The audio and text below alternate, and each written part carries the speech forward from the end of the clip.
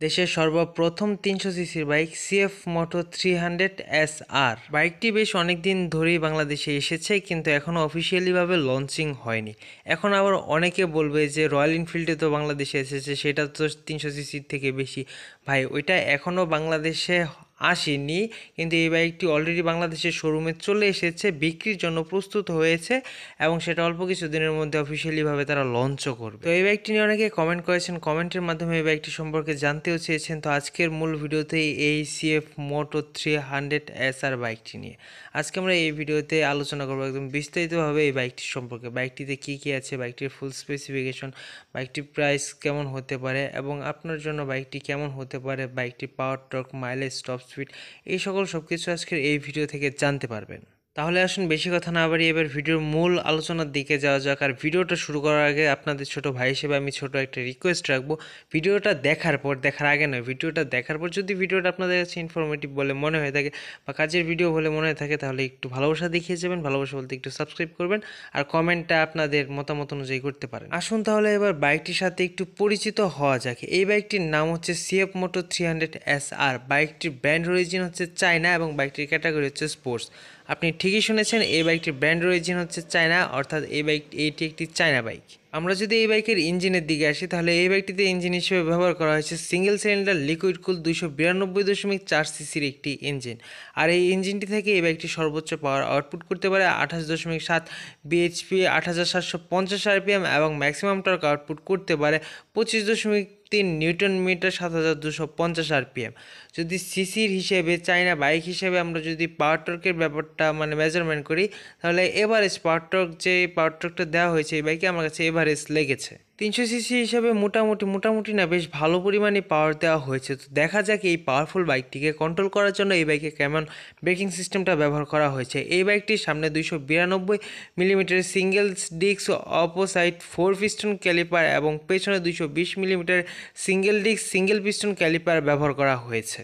এছাড়া বাইকটির braking system আরও ইমপ্রুভ করার জন্য এই বাইকটির সামনে 110/70/17 সেকশনের টিউবলেস টায়ার এবং বাইকটির পিছনে 140/60/17 সেকশনের টিউবলেস টায়ার ব্যবহার করা হয়েছে। এর বাইরে রাইডারের কনফিডেন্স, রাইডের সময় বৃদ্ধি করার জন্য এই বাইকটির সামনে 37 millimetre telescopic upside down fork suspension এবং বাইকটির পিছনে মনোশক সাসপেনশন ব্যবহার করা হয়েছে। এর থেকে রাইডার বাইকটি রাইড করার সময় আরও বেশি কনফিডেন্ট ফিল করে। কাগজে কলমে বাইকটির ইঞ্জিন এবং ব্রেকিংয়ে যা লেখা আছে, যা দেওয়া হয়েছে, মোটামুটি সেই হিসেবে বাইকটির ইঞ্জিনটাও পাওয়ারফুল হওয়ার কথা এবং বাইকটির ব্রেকিংটাও পাওয়ারফুল হওয়ার কথা।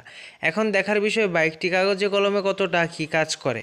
এবার যদি বলেন বাইকটির মাইলেজ এবং টপ স্পিড নিয়ে, কোম্পানি ক্লেম করতেছে এই বাইকটি সর্বোচ্চ টপ স্পিড গেইন করতে পারবে 150 কিলোমিটার/আওয়ারের আশেপাশে এবং অ্যাভারেজে এই বাইকটি থেকে মাইলেজ পাওয়া যাবে 30 to 32 কিলোমিটার/লিটার। মাইলেজের ব্যাপারটা যদি আপনারা বলেন মাইলেজটা কম, মাইলেজটা ভালো না, তাহলে আমি বলবো যদি এই বাইকটি থেকে 30 কিলোমিটার বা 32 কিলোমিটার/লিটার এভারেজে মাইলেজ পাওয়া যায়, আমি মনে করি একটা 300 সিসির বাইক হিসাবে এনাফ। 30 কিলোমিটার/লিটার মাইলেজ পাওয়ার পরেও আমি মাইলেজটাকে ভালো বলতেছি, এটার মেন কারণ হচ্ছে ভাই, আপনারা এখন 80 সিসি, 100 সিসি বা 125 সিসির গাড়ি চালাইতেছেন না যে আপনারা লিটারে 45, 50, 55 মাইলেজ পাবেন। 300 সিসি, 350 সিসির বাইক থেকে 30 মাইলেজ, এটা আমি মনে করি পর্যাপ্ত। এই বাইকটির ফুয়েল ট্যাঙ্ক ক্যাপাসিটি দেওয়া হয়েছে 12 লিটার এবং বাইকটির মোট ওজন হচ্ছে 165 কেজি। এদিক থেকে আবার বাইকটা এগিয়ে থাকবে। 350 সিসির বাইক হওয়ার পরেও বাইকটির ওজন মাত্র 165 কেজি, সেটা একটা প্লাস পয়েন্ট। এছাড়া বাইকটিতে ডুয়েল চ্যানেল ABS ব্রেকিং সিস্টেমও ব্যবহার করা হয়েছে, যার থেকে ব্রেকিং ফিডব্যাকটা তো তুলনামূলকভাবে বেশ ভালোই ফিডব্যাক পাবে। আমাদের বাঙালিদের মনে চাইনিজ বাইক নিয়ে একটি ধারণা আছে, চায়না বেশি দিন যায় না, এরকম একটা ধারণা আছে, চাইনিজ বাইক ভালো না। এটা এক সময় হইতো যখন বাংলাদেশে চাইনিজ বাইক আসতো ঠিকই, কিন্তু দেখা গেছে 1-2 বছর পরে বাইকগুলো ব্র্যান্ড আউট হয়ে মার্কেট আউট হয়ে যেত, তখন বাইকের পার্টসগুলোও পাওয়া যেত না, বাইকগুলো নষ্ট হলেও অনেক ঝামেলা পোহাইতে হইতো, বিভিন্ন ধরনের সমস্যা ছিল। কিন্তু এখন বর্তমানে বাংলাদেশে চাইনিজ বাইক যে পরিমাণ বাজার ধরছে বাংলাদেশের মার্কেটে, সেই হিসাবে আর যেরকম সার্ভিস দিয়ে যাচ্ছে তাদেরকেও খারাপ বলা চলে না। তারাও অন্যান্য বাইকের সাথে তাল মিলিয়ে বেশ ভালো পরিমাণ একটা মার্কেট ধরেছে এবং বেশ ভালো সার্ভিস দিয়ে যাচ্ছে আমাদের বাইকারদের। এবার আসি বাইকটার প্রাইস নিয়ে, যে বাইকটার প্রাইস কেমন হতে পারে। বাইকটা তো বাংলাদেশে চলে আসছে প্রায় 3-4 মাস হবে, এরকম হবেই, 4 মাস না হলে 3 মাস হবে, এরকম এতদিন ধরে বাইকটি বাংলাদেশে এসেছে। বাইকটি বাংলাদেশে আসার পরে বাইকটি সব কিছু একদম গুছিয়ে গেছে ফেলছে, এবার সময় এসেছে লঞ্চিং হওয়ার। কিন্তু অনলাইন গবেষণা করে যতটুকু বুঝতে পারলাম এই বাইকটির প্রাইস কোনো জায়গায় 4 লাখ দেখাচ্ছে, কোনো জায়গায় 4.5 লাখ, কোনো জায়গায় 5.5 লাখ, কোনো জায়গায় আবার 5 লাখ।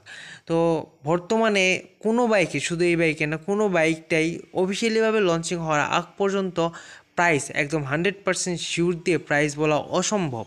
তবে একটা বিশ্বস্ত প্রতিষ্ঠানের ওয়েবসাইট থেকে দেখলাম এই বাইকের প্রাইস তারা নির্ধারণ করে রেখেছে 4 লক্ষ টাকা। এখন আমি বলি আমার পার্সোনাল ওপিনিয়ন অনুযায়ী যদি এই বাইকের প্রাইস 4 লক্ষ টাকা হয়, বাইকটার যে স্পেসিফিকেশন দেখলাম ওই স্পেসিফিকেশন অনুযায়ী বাইকটা যদি প্র্যাকটিক্যালি মানে ওইরকম সার্ভিস দিতে পারে, তাহলে আমি মনে করি 300 সিসির মধ্যে এই বাইকটা একদম পারফেক্ট একটা পিস হতে যাচ্ছে।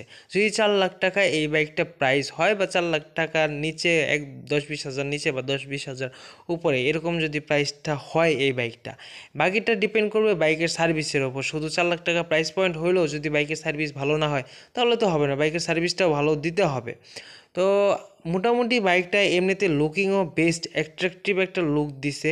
তো লুকিংটা একটা মনস্টার একটা লুকিং, সেই হিসেবে মোটামুটি সবারই দেখার পরে বাইকটা ভালো লাগবে। এছাড়া বাইকটিতে যত ধরনের লাইট দিয়েছে সবগুলো এলইডি লাইট দিছে, প্রয়োজনীয় সকল ফিচারই বাইকটিতে ব্যবহার করা হয়েছে। স্লিপারি ক্লাচের থেকে শুরু করে টিএফটি মিটার সব কিছুই এই বাইকটিতে ব্যবহার করা হয়েছে। এখন কথা হচ্ছে বাইকটি কবে নাগাদ বাংলাদেশে লঞ্চিং হবে। তো যতটুকু অনুমান করতেছি আগামী 2 থেকে 3 সপ্তাহের মাঝে এই বাইকটি বাংলাদেশে লঞ্চিং হতে পারে, এমনকি আছে এর আগেও লঞ্চিং হতে পারে।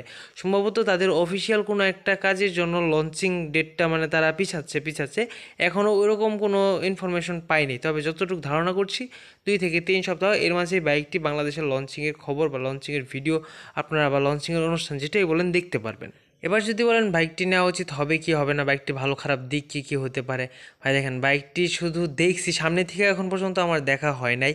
বাইকটির ভিডিওতে অনলাইনে যতটুকু ঘাটাঘাটি করে বাইকটি বুঝতে পারলাম, সেই সুবাদে আপনাদের সাথে ভিডিওটা বানালাম। এখন বাইকটি নেওয়া উচিত হবে কি হবে না এইটা বলতে হইলে আগে বাইকটি চালাইতে হবে, বাইকটির সাথে বেশ কিছু সময় আমার মানে কাটাইতে হবে, এরপরে বাইকটি সম্পর্কে আমি বুঝতে পারবো, তারপরে আমি আপনাদের সাজেস্ট করতে পারবো যে এই বাইকটি আপনার জন্য কেমন হতে পারে। এর আগে ভাই শুনে অন্য আরেকজন বা চাইনিজ ভিডিও বা যেটাই বলেন ওরকমভাবে পজিটিভ নেগেটিভ দিক অন্যের ভিডিও থেকে দেখে আমি আপনাদের বলে দিতেই পারতাম, কিন্তু সেটা আমার কাছে স্যাটিসফাইড না।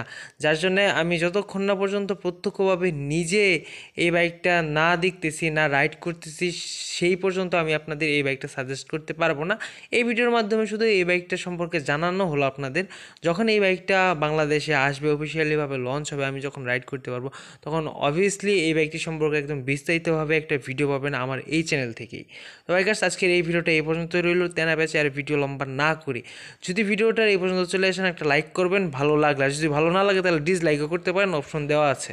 আর যদি আপনাদের এই ভিডিওতে কোনো কিছু খারাপ লেগে থাকে সেটাও কমেন্ট করে জানাতে পারেন। যদি বা এই বাইক রিলেটেড বা কোনো বাইক সম্পর্কে কোনো কিছু জানতে হয় তাহলে সেটাও কমেন্ট করে জানাতে পারেন, কারণ আমি আমার এই চ্যানেলে regular bike related video upload করে থাকি। তো বাইকার্স দেখা হচ্ছে পরে এরকমই কোনো নেক্সট বাইক রিলেটেড ভিডিওতে। যদি আপনি রেগুলার এরকম বাইক রিলেটেড ভিডিও দেখতে চান তাহলে অবশ্যই চ্যানেলটা সাবস্ক্রাইব করে রাখতে পারেন। তো বাইকার্স দেখা হচ্ছে সামনে নেক্সট কোনো ভিডিওতে। আর বাইক রাইড করার সময় একটা কথা সবসময় মনে রাখবেন, আপনার সময় থেকে আপনার জীবনের মূল্য অনেকটা বেশি। আপনার ফ্যামিলি আপনার বাসায় আপনার জন্য অপেক্ষা করতেছে, তাই সবসময় সেভ রাইড করুন, সাবধানে রাইড করুন। ধন্যবাদ।